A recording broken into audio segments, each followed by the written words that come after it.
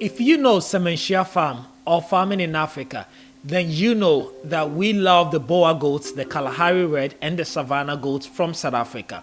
And therefore, over the past 3 years, we have not only been serving our selfish interests, but has stretched our hands across even Ghana, to Nigeria, to Guinea, to Liberia, to Cote d'Ivoire, Burkina Faso, and shipping these goods from South Africa to West Africa, so that every farmer that is forward thinking, that really want to join this revolution of adding weight and increasing our livestock industry in West Africa can join hands with us as we do that. But that has brought about a lot of controversy around the price and why we are even doing this. Most of you that are watching me either on Facebook, on TikTok, on YouTube, the question you have is, why are you guys spending so much money on these foreign goats? Why are you importing these goats into West Africa? Is Ghana gonna import everything? Today, I want to take my time and walk you guys through step by step my vision for these goats and the reason why I am actually spending so much money to import these goats into West Africa. If this is something you want to hear or know more about, then stay tuned and I'll come right back.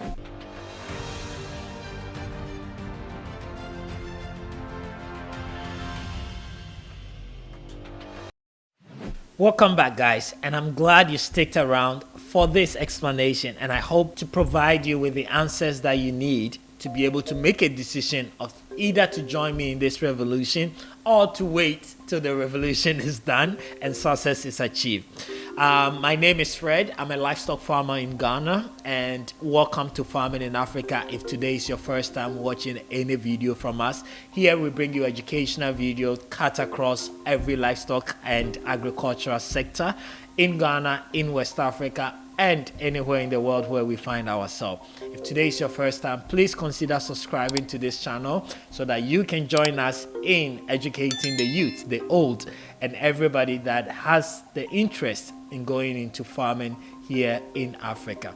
Thank you so much. And today we're discussing why my company, myself, and a group of you have joined force to us into importing the Boer goats, the Kalahari Red, the Savannah goats, and the Sanan goats and Ipan goats into West Africa. So before I go into this, I want to take a step back and give you a bit of context on why we do what we do. So in the goat industry, so when you come to my farm, right, my farm is a learning and development center. So that farm is basically built to experiment, to research, and then use our results in the form of this video, in the form of practical training to educate people so that your investment or your farm can succeed. That is what our farm does. If you go to somebody's farm, they are farming goats for meat, and therefore they are producing for meat, right? And will send to the abattoir, to the market. If you go to another person's farm, he's probably producing just for milk. Right, so these are three different scenarios we're looking at. So our farm is quite different because we are not looking at selling meat yet. We are not looking at selling milk yet. That is not our commercial mentality as of today. Today, our focus is education. Today, our focus is helping you and all other farmers. And that is why we are setting up our farm. Kwajo's farm, Kwame's farm, Philip's farm is for meat production. Kwajo wants to produce goat to feed his country. Ya or Ama or Gloria wants to produce milk for the milk industry, whether it's being used for cheese or whether it's used for just milk. That is Gloria or Ya's goal at his farm. In order for all of us to be successful, we need certain genetic of goats to be able to achieve these missions that the three of us have set up to do. Kwajo, who wants to produce meat, what Kwajo cares about is weight and size. So as a farmer, it doesn't matter whether you're in West Africa, East Africa, Southern Africa, or even in the Western world. If you're producing for meat and you do not care about the weight gain of your livestock, then you are not targeting the right metrics, because your profit or your revenue is going to come by the weight. So now that hopefully you have agreed with me that if you're producing for meat, weight is important, The next question I have for you is, how do you gain that weight? So let's focus on meat for now. I'm going to come back to milk. So if you have agreed with me, how do we generate that meat? My theory is, no matter what your genetic is, if you don't have a meat genetic goat that has the potential to grow to a certain size, no matter what you do, you are not going to achieve that weight. So what is your target? If you're a meat goat farmer and your goal is to have a goat at the end of 6 months or 1 year at a weight of 70 or 80 kg, what kind of genetic breed of goat will be able to give you that? Unless you're doing farming anyhow, you're not spending any money on your goats, they're walking around, it's a side hustle, it's something you don't want to scale. But maybe this video is not for you. This video is for people that have invested their money or capital into something and are expecting to achieve results. And that results is by setting a target for yourself. So just like I was saying, if in 6 months or in 1 year, your goal is to get your goat to 80, 70 kg so that you can sell that goat a kilo for maybe 70 cedis or $7 or $10, depending on which market that you're in. Then how do you get that? So let's pick what is available to us. In West Africa, what we have is the West African dwarf. Please write in the comment below if you know a feeding program that I can put my West African dwarf on so that I can actually achieve even 50 kg at 6 months or at 1 year. Please tell me in the comment below. But if you don't, then please let me know as well, because from where I sit and my experience in the livestock industry, there is no feeding program. Let's not even go into medication because that's not ethical and I don't think that even exists. But there is no feeding program that I can put a West African dwarf goat on and in 6 months or in 1 year be able to achieve my target of 80 kg. So if there is no nutrition plan, like I have concluded, that is going to get my West African dwarf to an 80 kg or even 50 kg, then I need to start looking outside as a businessman, right? And that is what revolution is. That is what visionaries do, right? We don't put ourselves in a bucket and say, even though this is not working for us, even though the return on our investment on this is low and there is a potential out there, we still stick to this. Why? Because business doesn't have tribe, doesn't have culture. It's the culture you create for yourself, right? And that is why, to me, I'm like, if I am going to spend 8 hours or even more on my animals every day, right? Give them the same food, the same shelter, the same water, and one animal has the potential of maximum yielding me 30, 25 kg, and another animal has the potential of yielding me over 100 kg at the same time frame, same resources, then why would I decide to go for A and not B? I think that's not forward thinking, right? And that is number one reason why we decided to step outside West Africa, go to South Africa and learn from them, because they have done it. Years back, they used to have our problem. Now they don't, right? But yes, I do understand that not everybody is willing to do that. Some will talk about the smell, some will talk about the meat. But trust me, if you've had a Boer goat meat, then you will know that there are different and quality of goat meat. Now let's come to our milking goats, because Gloria and Ajua wants to produce milk to feed the milk industry or to start a yogurt or cheese factory. If Gloria and Ya decide to start with a West African dwarf, how many liters of milk can a West African dwarf produce per each liter cycle, right? And how much milk can an Ipan goat or a Sanan goat be able to produce? As you guys can see, there's going to be a vast difference in this, because our West African dwarfs are not a milk producing goat. So why do we have to limit ourselves to the fact that because we are in West Africa, or because this is what exists, that is what we are supposed to be used to? Yes, you might say that you're used to the smell, you're used to the taste. But let me tell you something. In 3 generations, this taste might not even be recognized anymore. It's because we have kept it.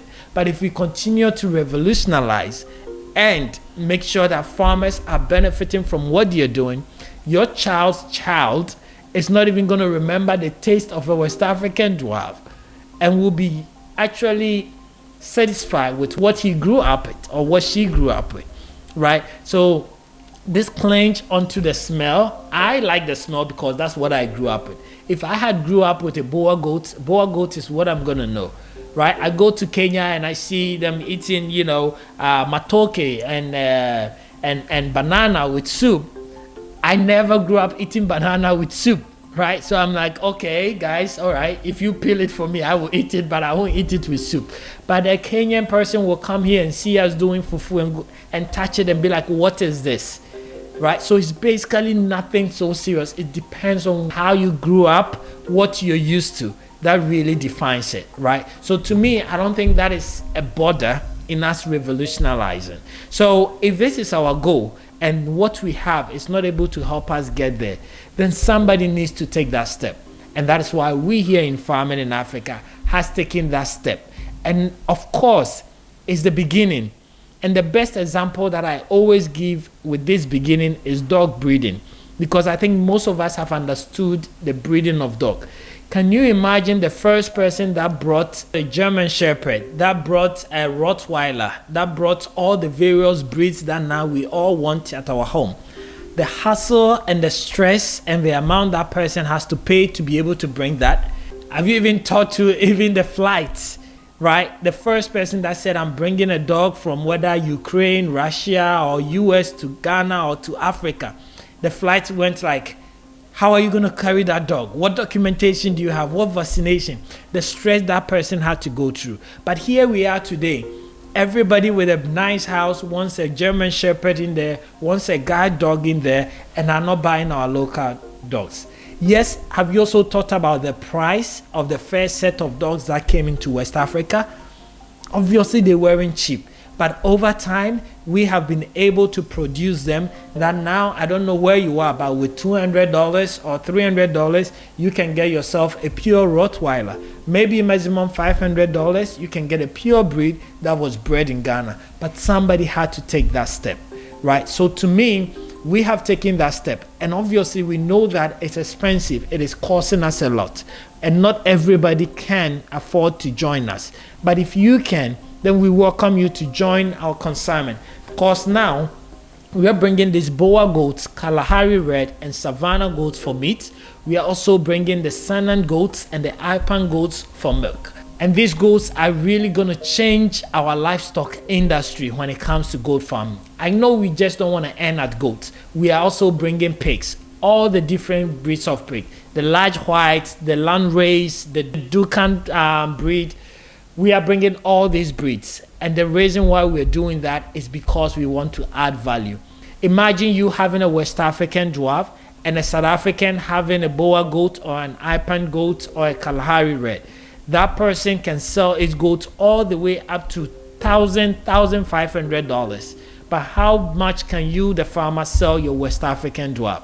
So West African goat farmers are going to consistently be poor, whilst South African Boer goat and whatever goats are going to continuously be richer, right? And that's what our goal is. So we want to revolutionize the goat industry and the livestock industry, starting with goats, moving to pigs, coming to sheep, and then going into cattle as well. And I think this is a great vision. Obviously, we don't expect everybody to understand. We don't expect everybody to join us. But those that have the eyes, let them see far and not just today. And I think in the next 10 years, we can be proud of the breeds that we are going to generate. We are not only thinking about importing these live goats. This year, we're going to start doing AI testing in Ghana. We're going to start doing embryo transfer.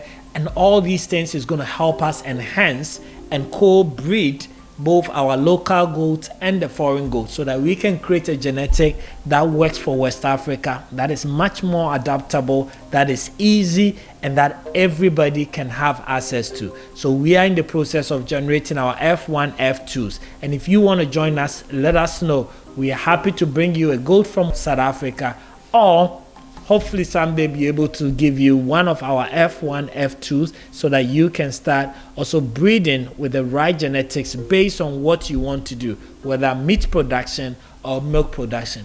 I hope this answered your question, but let me know in the comment what you think, or if there's anything you guys want me to talk about, or any reason that I haven't spoken about. But this is the main reason why we're doing this. We believe in this vision, and we are going to change the livestock industry, because if you go back 50 years, the way we do cattle farming and the way we are doing it now, nothing has changed in 50 years, right? And for now, I am so excited to see the amount of you guys buying the sementia grass and planting. For the first time, farmers in Ghana can grow their own pasture. That just doesn't save the livestock industry, it also saves lives. And I'm looking forward to seeing how many comforts happen as more and more people plant their own feed. So this is a journey that we need all of us to come together and achieve a sustainable livestock farming, whilst we save our livestock and also save our crop farmers and communities as well. Thank you guys so much for staying tuned and watching this video. I hope it was useful and educational as always. I will come your way once again with another video soon.